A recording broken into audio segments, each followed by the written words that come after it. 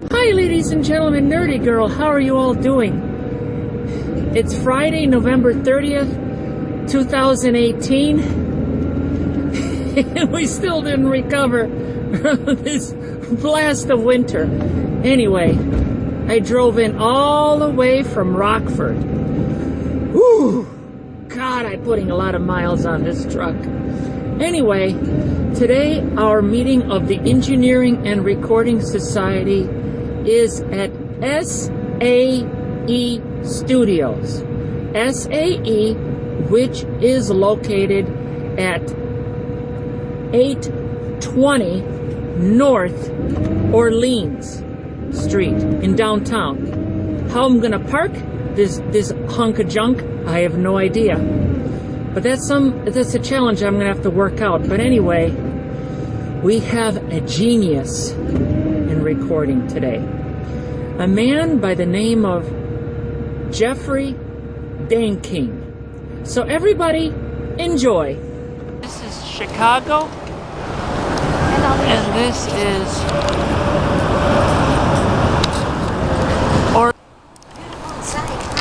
SAE Institute. Here we are.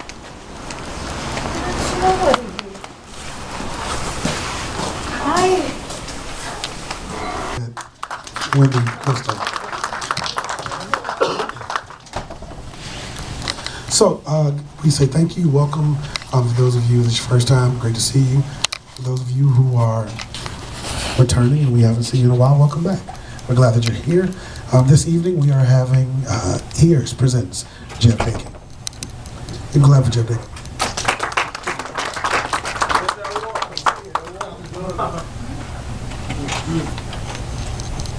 So pardon my voice, in the scheme of things, there are very few designers who are alive that have made an impact on the industry. There are few designers who have given a contribution to those of us who are practitioners. If you are in recording, live sound, broadcasting, radio, television, almost every one of our industries has been affected by a few persons. One of those persons, his name is Rupert Neve. Has anybody ever heard of that guy? Yeah. No. Yeah. We haven't. Okay. We had him. Right. We almost say that he's the grandfather of the designs, because some of his designs are in most of our products and most of our plugins. Another person who I know personally, you'd be amazed by him. He's actually a Chicagoland native. His name is Jeff Hardy. He's an amazing designer, and I'm just listing designers right now. John Hardy. What did I say? I call him Jeff. Oh, don't tell him I said that. Jeff Hardy is everybody's mad at me now. Resolve. Just kick this guy out of here. John Hardy. He is the designer and the inventor of the John Hardy mic pre, and he is proudly an Ears member, and he is an amazing designer, and we are appreciative for him being a designer, because you can find his mic pre's and his mic pre designs all across the world.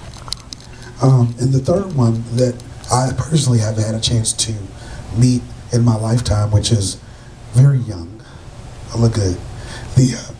Don't pardon my gray. But in my lifetime, the third one that we wanted to speak to this year his name is Geoff Daking.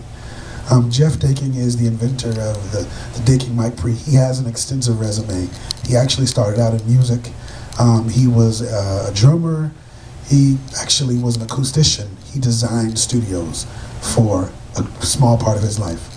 Then he went on to design the consoles. He now has a console. He designs mic pre's. And conversations with persons who create the tools that we use are worth having.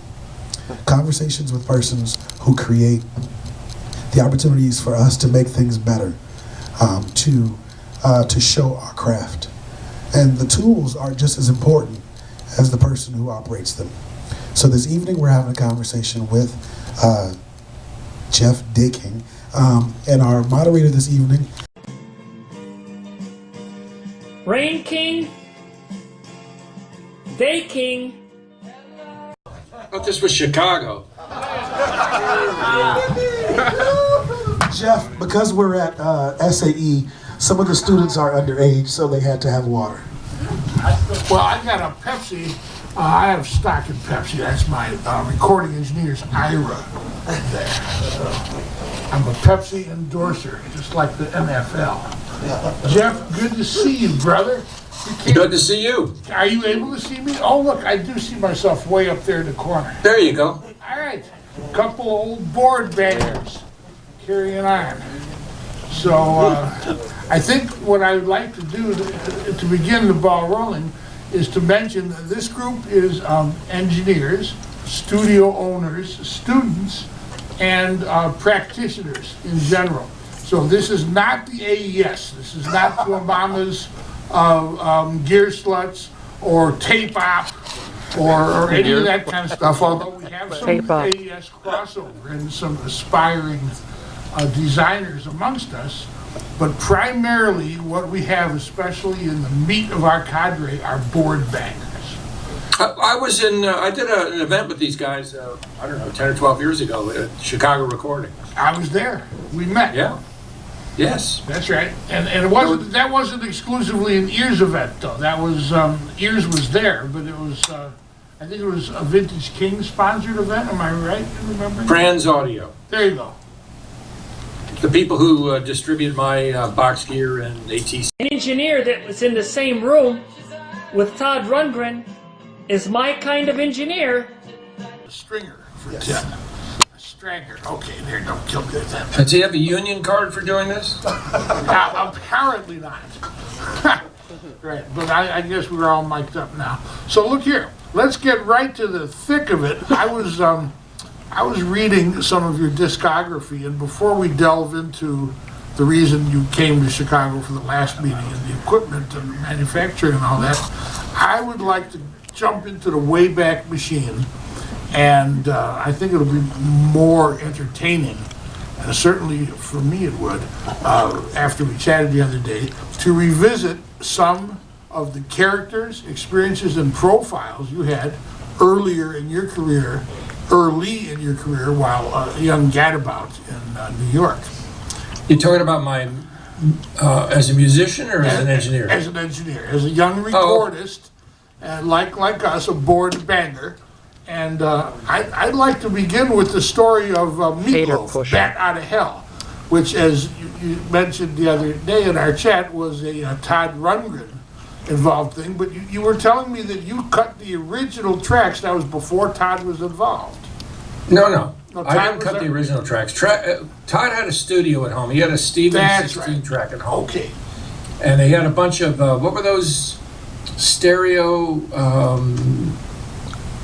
graphic equalizers, Sound Craftsman? Absolutely. Remember those things? Sure. It was like a consumer product. Silver, he had a bunch of those. with a and black he cut the bass guitar and drums at his place up in Lake Hill. Is the Stevens a 1-inch then? Stevens 2-inch. 2-inch, okay, because I know they made a 32 track. And then, they made a 40 track on 2. That's right. So he brought the tapes down to Sound Ideas where I was working. And we bumped them up to 24, and then we did all the overdubs. But they didn't have a label at the time. So they were auditioning record companies, or record companies were auditioning them. Right. So what we did was we cut the album, we sequenced the album on 2-inch, on two 15-inch reels. And then we put about, 3 or 5 seconds of leader between each one. And then Todd wanted to show them how organic this record was. So he and I would sit at the console, and as the songs would come up, we only had about 3 seconds to reset. We would mix all these songs live. And they would bring in these, what do we call them, suits? Yes. And the suits would come and listen to it, and eventually somebody bought it, I guess. And of course, if you ask Jimmy Iovine, he did it all. Suits and Goombas back then, right? Say again? Yeah, Suits and Goombas back then. Yeah, he had a little bit of each in the labels. I missed that. The Goomba. the Goomba. Yeah. The henchman. The henchman. Now, so starting on 2 and 16 track, those tracks had to be pretty fat and robust when you bounced them up. That was... Well, the Stevens was a great sounding machine. Right. It had a narrow head stack dimension, the gap. They had narrow gap, if I recall correctly. Yeah. Like the 3M, and it was just a fat sounding machine. So I don't know if he still has that machine or not. He may still have it. probably with the parts custom made. So tell me, did Meatloaf himself write this material? Was he directly involved? No, that album was written by a guy named Jim Steinman. Right. All those songs were written by Jim Steinman. And so they came in with the songs, and then they always had Meatloaf in mind, though, as the singer. Meatloaf what? He was in mind, the singer, the whole time, though. He was always yeah. the He's a intended nice guy. singer. His name is Marvin O'Day. Right. Well, you see him from time to time on the talk circuit. It's funny. I was going to some trade show over in Europe not long ago, and I ran into him on an airplane. We had a long talk about it. I hadn't seen him in 30 years. So the actual album itself, then, were those sequenced live mixes you did? As far as I know, the legend of it is that the entire album was mixed in a day, which is true, except I believe that Love by the Dashboard Lights was remixed by somebody else. But all the mixes that we did at whatever point at the end of that, we were on the album. Except for I think that one. Uh-huh. That was a bloody classic.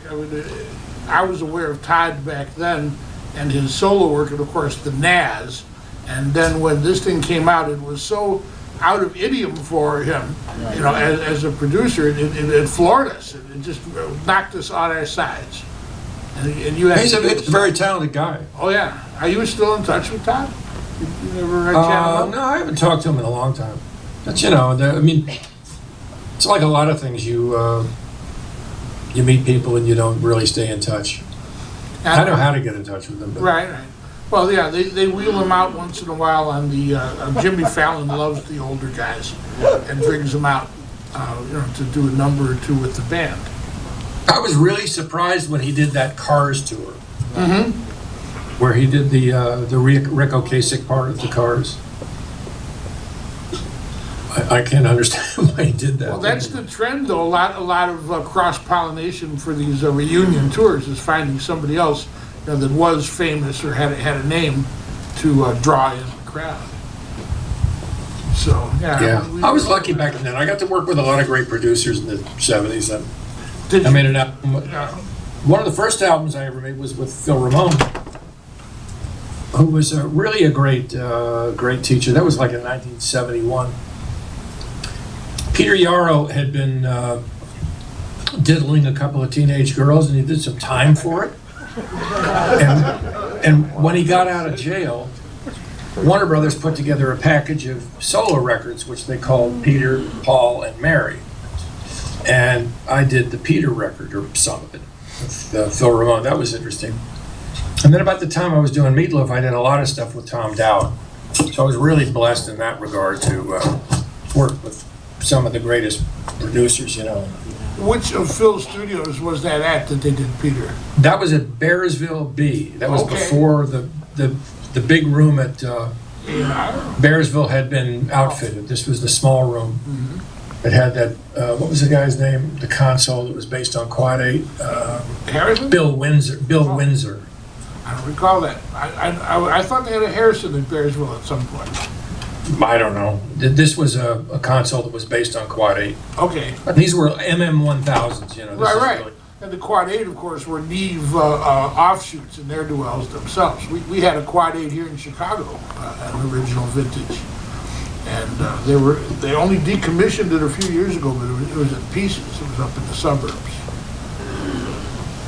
Yeah, I forgot this guy's name, but I'm pretty sure his name was Bill Windsor, and he used to build consoles out of.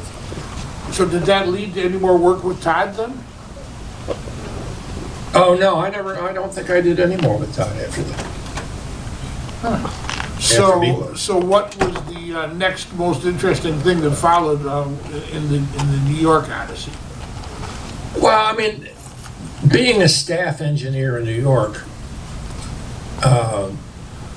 you never knew what you were going to do from day to day. I mean, I did some of the wackiest sessions you ever see. I did a session one time with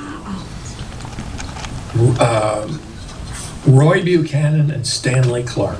Wow. Okay. And that was like, both of them were non-compass mentis. It was just awful. I did a lot of work. I did work with James Brown. Wow. I did a ton of commercials. Commercials, in a funny sort of way, were the most fun because, you know, at 10 o'clock in the morning, you have 30 guys in the room, and everybody you've ever heard of, the Brecker brothers, Dave Sanborn, Steve Gadd, you know, it's like the who's who of recording. And at 11 o'clock, they're gone. And you have to have 5 minutes of music on tape. There was no time for screwing around. That was to me was the most fun recording. Well, it's certainly high pressure, and it was like the Mad Men image, because you're at the helm, but you're being driven by the ad agency guys. You know, my comeuppance was also in the jingle world for a fellow called Dick Marks, and perhaps you have heard of his son, Richard Marks, who was on those sessions as an 11-year-old child jingle talent.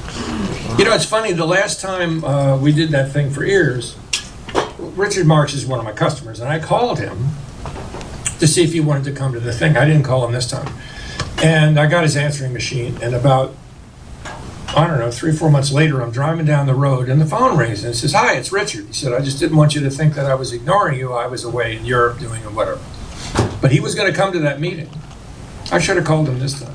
Oh, absolutely. Well, that was the memory, is those 40, 50 pieces at 8 in the morning, straight up. MM1000 as well. That was the machine that I first walked into. 16-track MM1000 with big Hallmark. Remember when they used to make 90-second spots? These were 90s we were cutting. Oh, yeah. For TV. And they were all little opuses. Oh, I did tons of jingles and film scores, and you never knew what. I remember one time when I was at Sound Mixers, it was like 4 o'clock on a Friday afternoon. I'm about to go home, and they said, "Oh, you got a little song demo to do." And in walks Mel Brooks, and we do a demo of Jews in Space. It was for Spaceballs. We're Jews out in space, protecting the Hebrew race. It's hysterical. You just never knew what was going to walk. I don't really think that happens anymore, where they're just like commercial studios where the oddest things walk in the door and you do them. Now, you were telling me the other day about Lou Reed. Was that the one that was so controversial, or that got? Well, I don't know. It was certainly what's his name didn't like it. Irving. No. What's his name from Arista. Arista. Oh, Clive Davis. Clive Davis. Yeah. We did this record. It was some of the tracks had been pre-recorded. Some of the tracks we recorded. He wanted to do this record in the binaural thing with the Sennheiser binaural microphone. Well, anyway, but some of the songs were. We did this one song called "I Want to Be Black." I want to be black. I don't want to be a fucked up middle class college student no more. I just want to have a stable of foxy little whores. I want to have a big prick too and fuck up the Jews. This would have gone over fine. I want to be like Martin Luther King and get shot in the spring. So anyway, we do the whole record. Then it was just Lou and me, no assistant engineer. It's another story about the studio, but we do the whole thing. We do the rough mixes, and Clive and his minions come in to hear the mixes, and they listen to the whole thing. And then Clive stands up and says, "Lou, this album is relentlessly offensive," and walked out the door and threw him off the label. And of course, it was my fault. That's a moment. Oh boy, I'm telling you. Yeah, but that song actually exists on some record somewhere. It's called "I Want to Be Black." Lou Reed, though. A little out of idiom. Take a walk on the wild side. You can't imagine why Yeah. Clive Davis Hey, would have babe. rejected that. Let's take a walk on the wild side. So what other good do, musical memories? Talk to us about some jazz, some New York jazz. New York jazz. This dude is I something did else. Well, I would have to say most of the jazz people I recorded with were legacy people. I did a lot of stuff with Lionel Hampton, with who's the big band leader? Woody Herman. That kind of stuff. I did a great jingle one time with Buddy Rich. It's another funny story. So it's a 10 o'clock session. I come in around 9, and the drums are there, so I set up the drums. I have no idea what the guy wants. So I put a mic on, about 8 mics on the drums. So Buddy comes in his inimitable style and starts screaming at me, why are there all these mics? I said, listen, I don't care. So we just put 4 mics on the drums, snare and bass, and 2 overheads, and then he was cool. And then we started talking about drummers. And I said, well, are there any of these rock and roll drummers that you like? And he goes, nah. She says, only that Gad kid, he's pretty good. So I said, well, what about somebody like John Bonham? So he sits down at the drums, and for about 30 seconds, he plays exactly like John Bonham. And he says, anybody could do that. Oh, man. Wow. He was a character, buddy. You don't happen to remember what that commercial was for, do you? Pepsi. Ah, see there. I'm gonna Catch that Pepsi spirit. That's right. It was like 1980, maybe 79, 80. Well, He's been dead since the middle 80s, right? I believe so.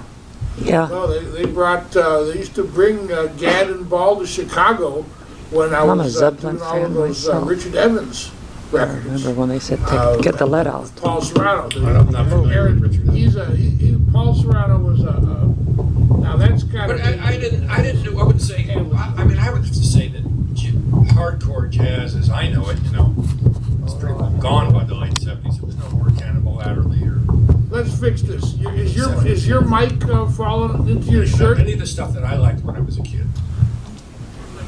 I used to go to, there you when I was in high school, I used to drive into New York to go to the clubs, and at 7 o'clock you could see Cannibal Adderley. I remember going to Birdland for a 9 o'clock show where the house band was King Curtis and the Counts, and they were the backup band for this new guy, Lou Rawls. And then the headliners were John Coltrane. And you sat about as far away as you are from that guy in the white shirt in the front row. Right on. From John Coltrane. And We had clubs like that in Chicago, beautiful jazz clubs in the 70s when I was coming up, and I would sneak off after the session. And I saw Kenny Burrell in a similar situation, just in a smoky little club. Wonderful. Always around Christmas time too. Were the best shows. I saw Kenny Burrell one time playing with Jimmy Smith. Mm-hmm. The middle 60s. He was Jimmy Smith's guitar player. Yeah. No, I take that back. That was the other guy who's so famous now. He sings. What's his name? George Benson. Oh, didn't he pass away, or am I? No. Thank goodness. Right. He's another transplanted. Oh, I didn't know that much. I know. He's out there. Well, you want to talk about this erstwhile equipment you're making? Sure. Well, we've been doing it. I guess probably most of the guys know about what we do. We started off, it's a long story, but when I was in the studio business, along about in 1989, 1990, these guys were all, especially the jingle guys, were all starting to build studios. And a lot of them were building them with this, does anybody remember the Akai 12-track? Of course. Oh, how could I not? That recorded on A cartridge. It was a cartridge. VHS. Yeah, and it sang. It would bow across the head and cause distortion. It would sing like a violin. So anyway, Awful. the guys were all talking about, they said, we need stuff to make stuff sound better. And at that time, there wasn't really much available. And I think API they made the The mic pre, the 525. 512s. 512. No, that's the compressor. Is it? And I think Demeter made something. This is back in the days when you went to Neve, and they said, well, I would like to buy a 1081, and they said, we don't sell spare parts. Yeah, right. You have to buy a whole console. The smallest thing that Neve would sell you was 8 1081s in a rack for, back then, about, seems like a bargain now, about $15,000. And so anyway, I was sitting around with a bunch of engineers one night, and we all agreed that the best sounding console ever made was the Trident A-Range. So I called up my friend Phil Wagner, who was at the time president of Trident USA, and I said, why don't you make these things again? People would buy them, put them in their studios. He said, Trident has no interest in making this. They want to make this computerized vector thing. He said, why don't you do it? Jeez. So they sold me the schematic for $50, and I borrowed a module from Lenny Kravitz, and we reversed engineered the A-Range. And that's what the original EQ is, and that's what the EQ we So make now is. Lenny, I know you did a bunch of records with Lenny. Which No, I never worked with Lenny. No, your friend did. The guy that we were talking about the other day ended up doing like 5 Dave pieces Amos? of Noble. Who? Noble. Matt Noble. Oh, yeah. Yeah, I ended up poking him up. He was the guy who was the... He ended up the doing tech we a were talking passel full of work with. That's why I misremembered. So anyway, you had never been to England or done a session on a real Trident before. Yeah, I had worked at Cherokee.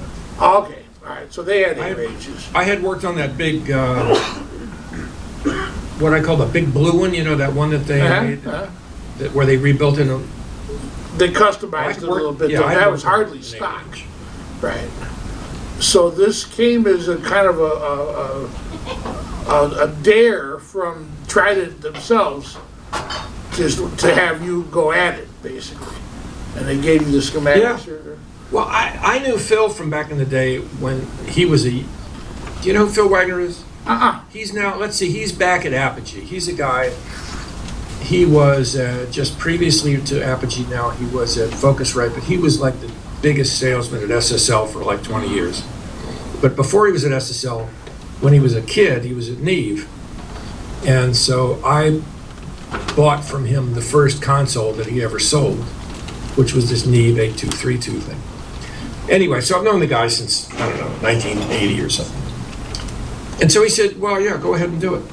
So it was kind of a labor of love. And at the time, I was losing the space that my studio was in.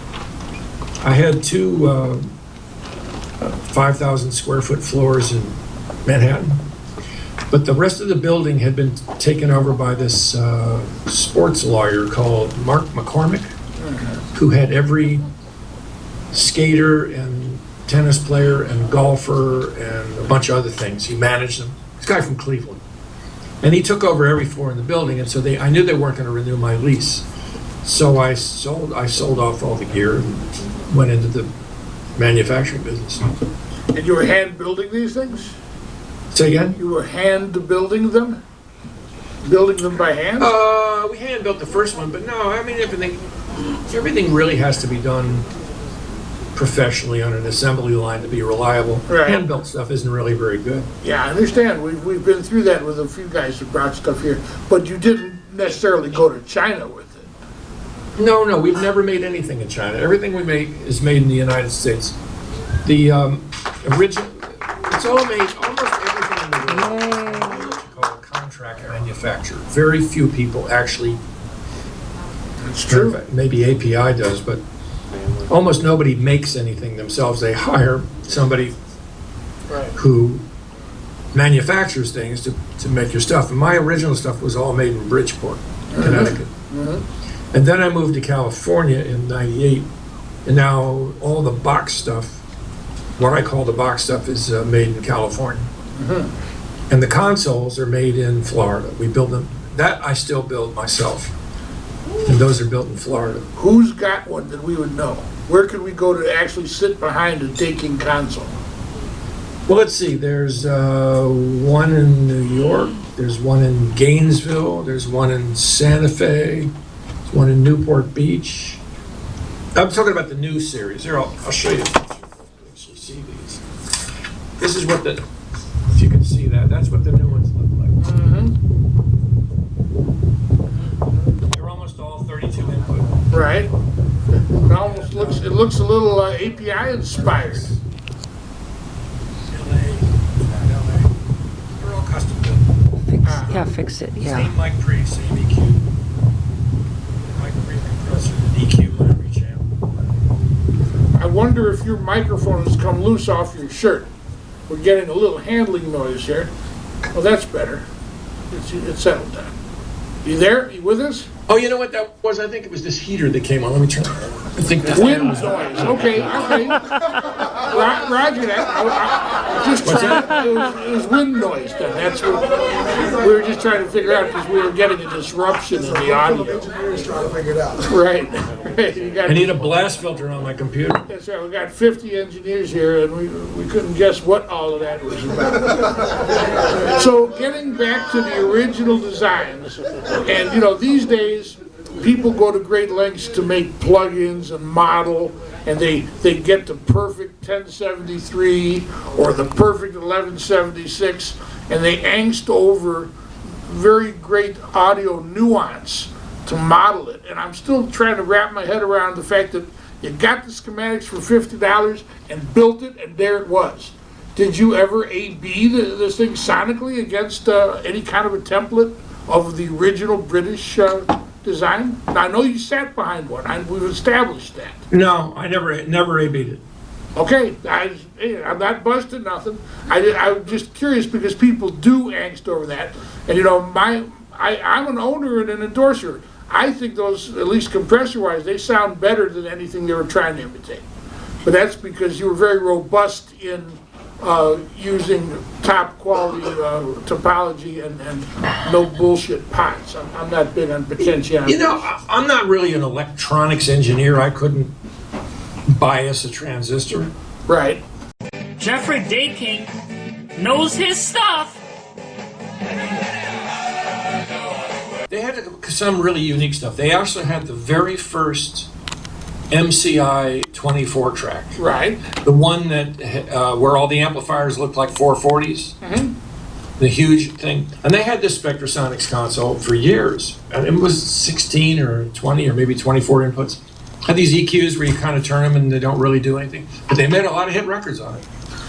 And I also remember at the record plant auction, which was I guess about 1989 or 1990, nobody bid on that console.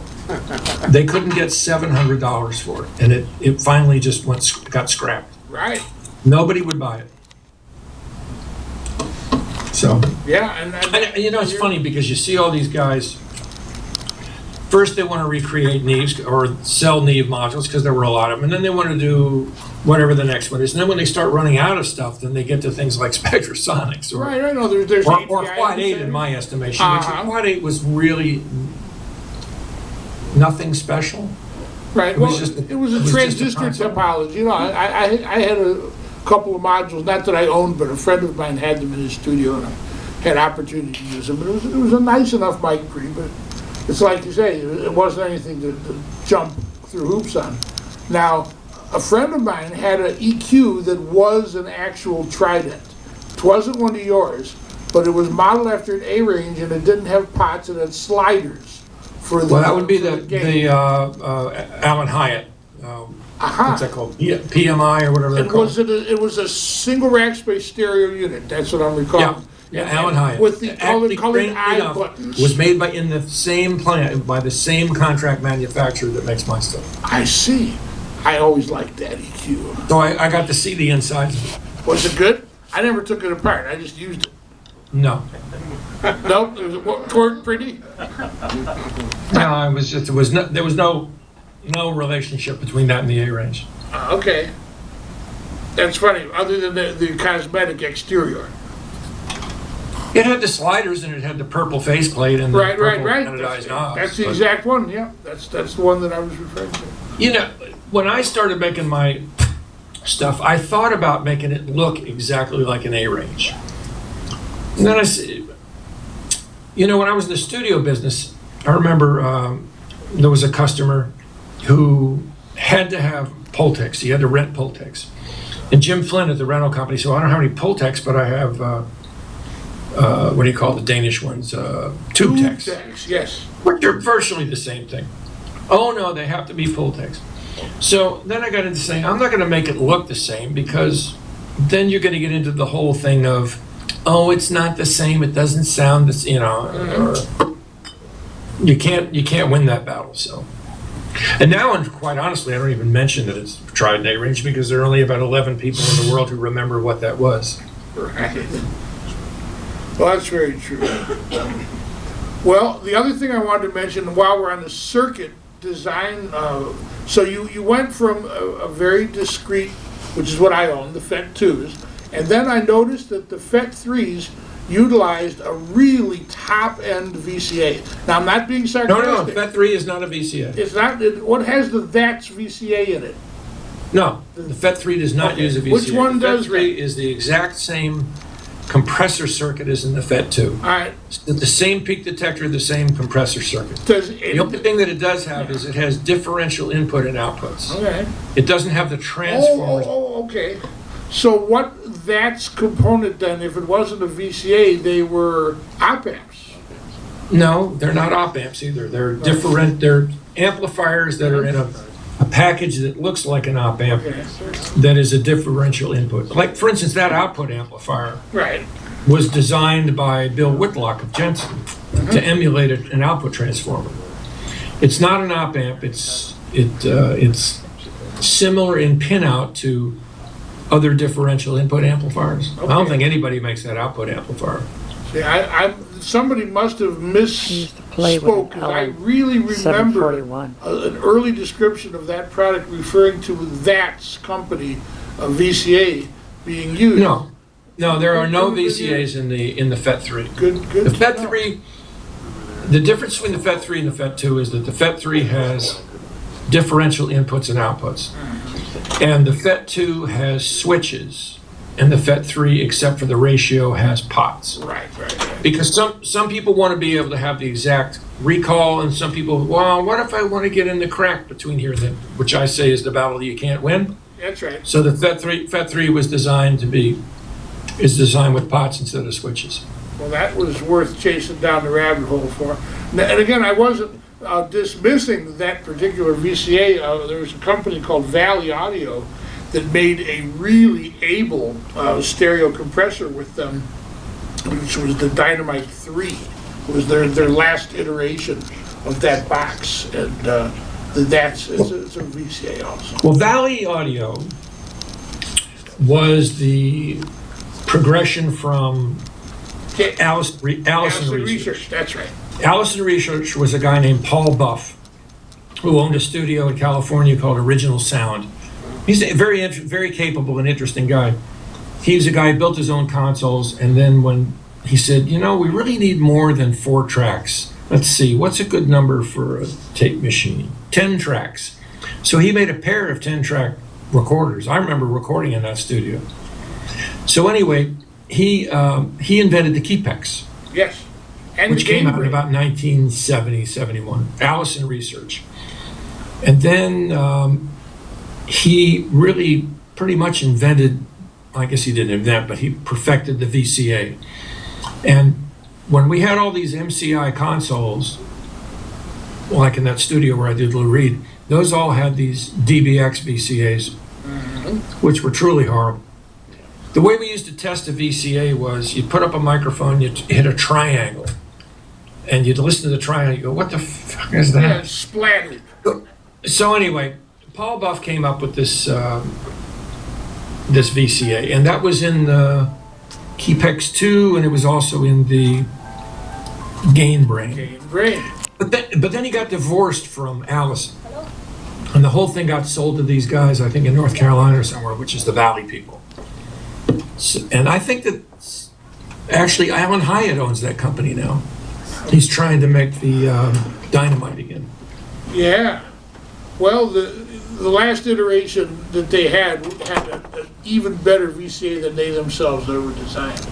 That surpassed, in my opinion, both the DBX and theirs. And that was the company that was called VATS, THAT apostrophe S.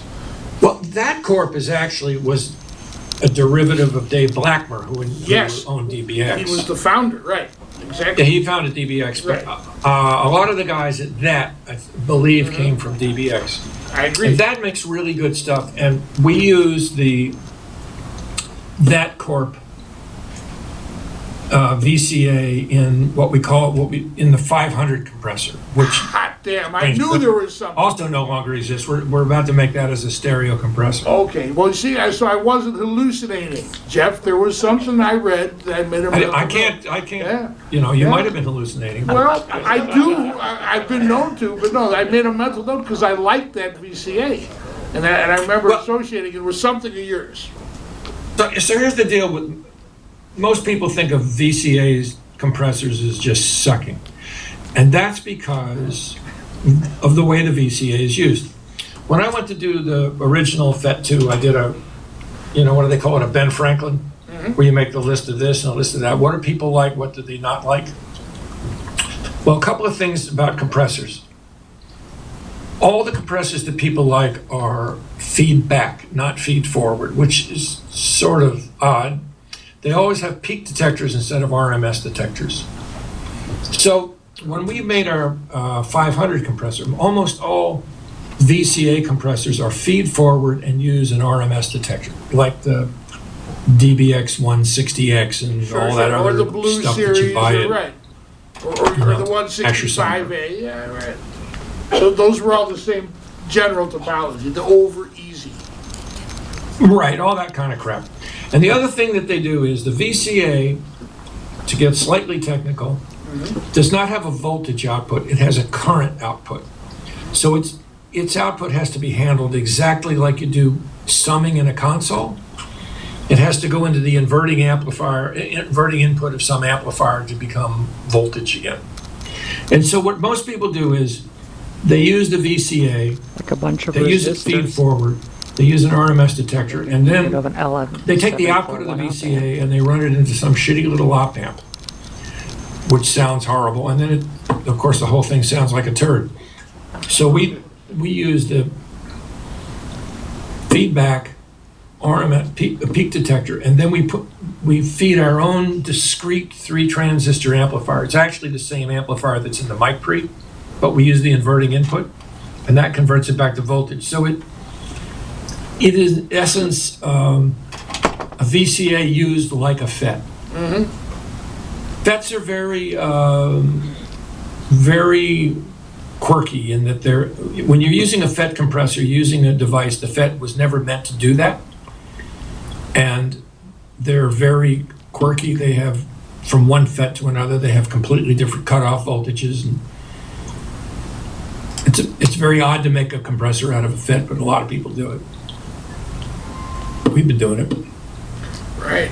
I know VCs Plus those FETs are now been obsolete now for about 10 years. I have about 10,000 of them or something.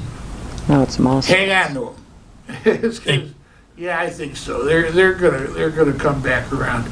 You know, one of my techs years ago, he was a lacquer guy also back in the Chicago days, and he did work with an EMT compressor. It was one of the first digital compressors, and it was very much of a prototype. You know, they used it in the cutting channel because it was reproducible, and it also had all stepped settings. But the signal was analog, but the controls, the side chains, were all digital. So you know, it's funny because I never knew that. I mean, I used to do a lot of the records that I recorded. We would master at Sterling Sound, and Sterling Sound always had those EMT. then you know what I mean. Yes, they were huge. They're like 8 rack spaces tall. They were gargantuan. I don't remember that, but I mean, I remember it was an EMT compressor, and Right. it had a, That was apparently how it worked. So I mention that only to mention, flash forward to our friend Rupert, who we've also had similar discussions with. His take on the modern compressor that he was in bed with AMEC for is a similar hybrid. And not a lot of people realize that even though he eschewed transformers and used his op-amp networks, you know, his transformer-like networks for the IOs, all of the side chain and digital, it's all digital. There's actual A to Ds and D to As inside that son of a gun for all the side chain and control work. And whereas, of course, the analog is all handled in a pure analog way. But what that let him do was have a switchable and well-modeled feed-forward or feedback choice algorithm. And that box had both. And I'm going into bed with it. I own one. Actually, I have a couple, but one's needs recapping. AMEC, The compressor that we have in our new console has the ability to be used either feed forward or feedback. Normally feedback, but if you go into the keying input, it's feed forward. Interesting. So can you just with a switch then reroute the drive signal into the key input, or you have to pack? Yes, just push a button. Excellent. Well, that's something. I do a lot of stuff where I'm not exactly sure what it'll be useful for, but somebody will figure it out. In practice, I find it to be a very useful choice, and I choose that like a good pair of socks, feed forward or feedback. They have different purposes. When we did the FET3, like I said, FETs are really quirky, and so it's very difficult to get two FET compressors to match in stereo. This requires a lot of adjustment and selecting of FETs and crap like that. So when we built the FET3, I said, now instead of doing the stereo by matching control voltages, we'll just let each side be adjusted perfectly, and we'll do the stereo linking by taking audio from the opposite channels and mixing them into the peak detectors. So then I said, well, if I'm going to do it in audio, then there's no reason why it has to be on or off. It could be a pot. So on the FET3, we have this pot that goes from dual mono to full stereo and anywhere in between. And what's that good for? I have no idea. That's pretty darn unique, though.